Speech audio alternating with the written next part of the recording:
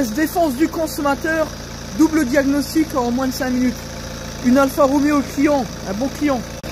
Fumée noire à l'échappement, Alfa, moteur Fiat. Voyant moteur ou non, peu importe. Et bruit de soufflerie. Résultat des comptes. Durée sur alimentation percée sur 4 cm. Alors c'est gras, c'est grand. Ça c'était le moins marrant. Maintenant le meilleur. Pour ceux qui prétendent toujours à la Deutsche Qualität, comme on dit là. Ah, les Allemandes, ah les Françaises c'est de la merde, les Allemandes c'est magnifique. Regardez un peu. Là-haut, Golf 6 à 1.9 TDI. Golf 6 là. On peut pas démontrer ce qu'on va dire, mais peu importe. Les gens savent qu'on dit la vérité. La dame, elle vient de repartir avec une autre dame. Bref, voilà, la propriétaire de véhicule avec l'autre propriétaire. Enfin bref, l'Audi A3. La voiture, elle est tombée en rade sur l'autoroute. D'un coup, sans prévenir, pas de claquement, rien du tout. Il y a une semaine, on lui a fait la révision dans un centre près de Thionville, mais pas un centre auto.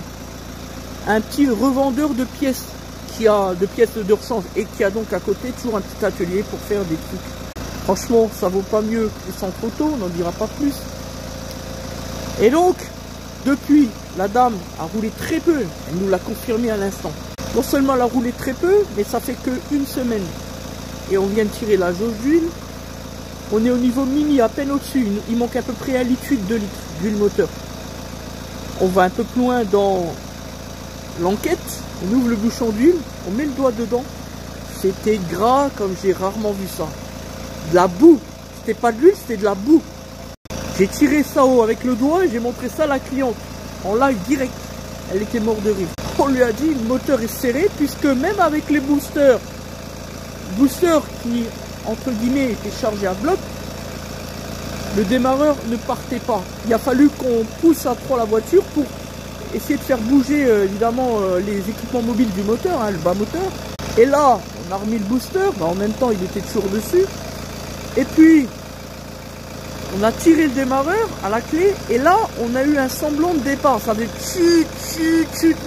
Moi, on avait quelque chose, alors qu'avant, juste avant, on n'avait rien. Il ne bougeait pas, ça faisait clac, clac. Moteur serré, fin du débat. 325 000 km. Bon, les kilomètres sont là quand même. Bon, bref. Mais bon, Deutsche Qualität. Franchement, on dit pas que c'est pire, et ça vaut pas mieux qu'un PureTech. Tout ça pour indiquer que arrêtons de dénigrer nos moteurs et nos véhicules français, nos constructeurs français. Que ce soit des Allemands, que ce soit des Italiennes, etc. C'est la même chose. Point barre. Putain, nos détracteurs, ils vont aimer là, le document vidéo là. La puissance plus que pro.